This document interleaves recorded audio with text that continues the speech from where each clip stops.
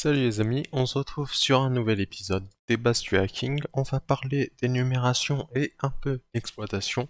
Et le premier outil qu'on va voir pour tout ça, ça va être curl. Curl nous permet de faire des requêtes et il a beaucoup de protocoles. Il peut utiliser beaucoup de protocoles. Si vous voulez voir la liste, vous pouvez ouvrir le man de curl. Et tous ces protocoles, ce sont des protocoles qu'il supporte. Donc il y en a pas mal. Et je vais vous montrer la manière la plus simple de l'utiliser, curl suivi d'une URL. En l'occurrence, je fais des tests sur une machine Hack the Box que je suis en train d'attaquer. Donc voilà, une fois qu'on a fait notre curl, on reçoit la réponse HTTP. Donc là, j'ai reçu tout le code HTML. Première option qu'on va voir avec curl, -i, pour avoir les headers. Donc là, on a les headers, les headers de réponse. Ensuite, on va voir comment faire des requêtes POST. Pour changer le verbe à utiliser avec curl, on utilise l'option -x. Par exemple, pour faire une requête POST, on fait -x POST suivi de l'URL. En l'occurrence, je suis en train de faire des requêtes vers une API et je vais créer un nouvel utilisateur. Donc l'endpoint c'est /API/user/register. Vu qu'on fait une POST, on va lui préciser des données. Donc l'API attend du JSON. Donc dans l'option -d, je mets mon JSON, je mets mes datas que je vais envoyer. Et ensuite, vu que c'est du JSON, il va aussi falloir envoyer un header personnalisé. Donc pour les headers personnalisés, -h. Et le header personnalisé, en l'occurrence, ça sera content type application/JSON. C'est en fait pour que l'API comprenne qu'on lui envoie du JSON. Et là, il nous renvoie l'utilisateur que je viens de créer, le nom d'utilisateur que je viens de créer. Donc tout s'est bien passé. Ensuite, je vais vous montrer comment l'API fait pour se connecter. Donc l'endpoint c'est login ce coup-ci. Je lui envoie l'email, le password, et il me renvoie un token. Mais maintenant, on va faire une requête get, et ce coup-ci, on va lui fournir le token en question. Donc on n'a plus besoin du -d, vu qu'on n'envoie plus de données. Par contre, on a besoin du -H pour changer les headers. Et l'header que l'API attend, c'est l'header auth-token suivi du token que l'on a reçu juste avant. Et si je fais ça et que j'envoie, le rôle de mon utilisateur, donc tout s'est bien passé. Et c'est tout ce que j'avais à vous montrer sur curl. Maintenant, je vais vous montrer Burp Suite. Alors Burp Suite est en train de se lancer. Burp Suite c'est un proxy, mais il fait également beaucoup d'autres fonctionnalités. On va le laisser se lancer. Il se présente comme suit. Donc ce proxy, si on va dans les options, on peut voir qu'il tourne sur le port 8080. Nous allons aller dans les préférences de Firefox pour l'activer. Donc Manual Proxy Settings 127001 port 8080. Ok. Là, quand l'intercept est on, si on va sur notre site,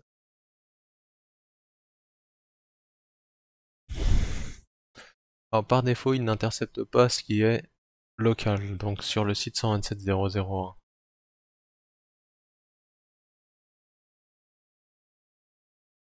C'est dû à une option dans Firefox qui est juste ici. No proxy for, on a voilà, la connexion vers 127001 ne passe jamais par le proxy. Ce qu'on peut faire, c'est faire vi de /etc host sudo vi /etc host et ajouter là à la fin 127.0.0.1 2.3000 qui va correspondre, on va l'appeler juice.local. Donc là, si je ping juice.local, nous allons retirer le 2.3000, ça il aime pas dans le fichier host. Si on ping juice.local, on se retrouve bien sur 127.0.0.1. Donc ici, si on tape juice.local, hop, notre proxy est en train d'intercepter, on va lui dire que non. Juice.local port 3000. On se retrouve sur notre site, donc ça c'est bon. Et ici, on voit juice.local sur le port 3000, il est en train de passer par le proxy. Donc on va en profiter pour visiter un peu le site. Une fois qu'on va visiter le site, en fait, ici, dans l'onglet Target, Burp Suite va nous créer une map du site. Donc là, ici, on a notre site juice.local port 3000, on a notre slash, on a un dossier API, assets, on a ici un main, on peut évidemment le lire. On a socket.io, on voit que ici il y a des méthodes post qui sont faites. Donc on a dans Target et Sitemap une bonne carte du site, et plus on va visiter le site, plus cette carte va s'étoffer. Ensuite, autre fonctionnalité, on a le proxy. Donc si on fait intercept is on et qu'on se connecte, et là je vais me login, et quand je me login, on voit ici, c'est ma requête de login. Alors première chose que je peux faire, c'est l'envoyer à l'intruder. Intruder, c'est un module qui va nous permettre de tester des attaques, de faire des attaques particulières. Donc là, on a l'hôte, on a le port, on peut utiliser HTTPS si nécessaire. Dans position, on voit que ici, partout où c'est vert et où il a mis là ces petits signes, eh bien c'est ce qu'il va remplacer par un payload. Il y a d'autres types d'attaques. En général, je me sers du sniper. On va rester sur le sniper. Là, je vais clear tous les petits signes qu'il a émis. Et je vais lui dire seulement de ajouter password. Tac. Donc là, en fait, qu'est-ce qu'il va faire? Je lui dis que cet élément-là, c'est le seul élément que je veux remplacer par le payload. Donc ensuite, dans le payload, je peux venir là, sélectionner des dates, brute forceur, payload nul, des choses comme ça. En dessous, payload option, je peux charger des word lists pour faire mon attaque. Donc j'ai par exemple la possibilité d'aller dans Home, Kali, Seclist, Fusing, SQLi par exemple, et Quick SQLi. Il va me charger le fichier. Et là, je peux faire un payload processing. Donc par exemple, on peut faire en sorte qu'il a d'un préfixe, suffixe, des petites choses comme ça, qu'il encode d'une certaine manière ou qu'il décode, qu'il hash. Donc, comme par exemple, encoder en base 64 avant d'envoyer le payload. Ça peut être un exemple de processing fait au payload. Une fois qu'on a chargé notre payload, on peut cliquer sur Start Attack. Là, il nous prévient que dans l'édition communautaire, donc c'est-à-dire l'édition gratuite de Burp Suite, les attaques sont plus lentes, sont limitées. Mais on va lui dire OK, il va quand même nous faire l'attaque. Ici, on va avoir des résultats. Donc statut 401. Là, on a un statut 401, on a une longueur. En général, pour détecter s'il a trouvé quelque chose de particulier, on va ranger souvent par longueur. Et une longueur qui est différente, plus grande ou plus petite, peut nous indiquer qu'il y a eu une erreur ou au contraire que ça a réussi. On va l'annuler, on va l'arrêter. L'autre exemple, l'autre chose qu'on peut faire, là je vais vous parler donc du repeater. On va envoyer, donc avec le clic droit, j'envoie au repeater. Le repeater, lui, il nous permet de répéter, donc de faire sans arrêt la même action. Par exemple, là, si je vais lui send, et à chaque fois que je lui envoie cette requête, je peux modifier si je veux mes paramètres, par exemple en mettant toto@toto.fr.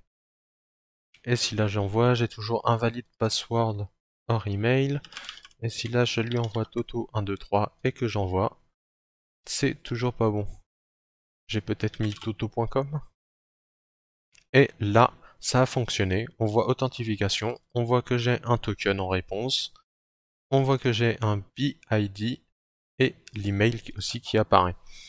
Donc le repeater, ça permet comme ça de faire des tests et de répéter une même requête. Le sequencer, lui, il va nous servir à tester à quel point sont générés aléatoirement. Par exemple, je pourrais mettre ce token-là et l'envoyer dans le repeater, dans le sequencer, je veux dire, pour voir s'il est vraiment généré aléatoirement. En l'occurrence, ça servirait pas à grand chose. Là, je vois qu'il y a un point. Si je sélectionne tout ça, la zone du milieu, je vois qu'il y a encore un point. Donc là, je vois ça, ça doit être un token JWT. D'ailleurs, si je sélectionne ici, le token JWT, c'est un token qui est encodé en base 64, qui est en 3 parties, séparées par des points. Première partie ici, deuxième partie ici, troisième partie là. La première partie, enfin chaque partie est encodée en base 64. Là ici, on a le décodage de la base 64. Ce décodage, qu'est-ce qu'il nous montre? Il nous montre que c'est un type JWT, algorithme RS256.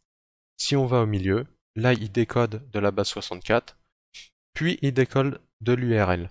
Et donc là je vous montrais qu'il y a un décodeur ici, que ce décodeur, qu'il décode automatiquement les bases 64. L'autre chose qui est possible, c'est qu'on aurait pu copier ça, on aurait pu copier et aller dans l'option décodeur, et en collant, on peut sélectionner décode en tant que base 64, par exemple, et ensuite on peut le faire décoder en tant qu'ASCII hexadécimal, donc là il a décodé que le 256. Ensuite on peut lui dire d'encoder en binaire, etc., etc.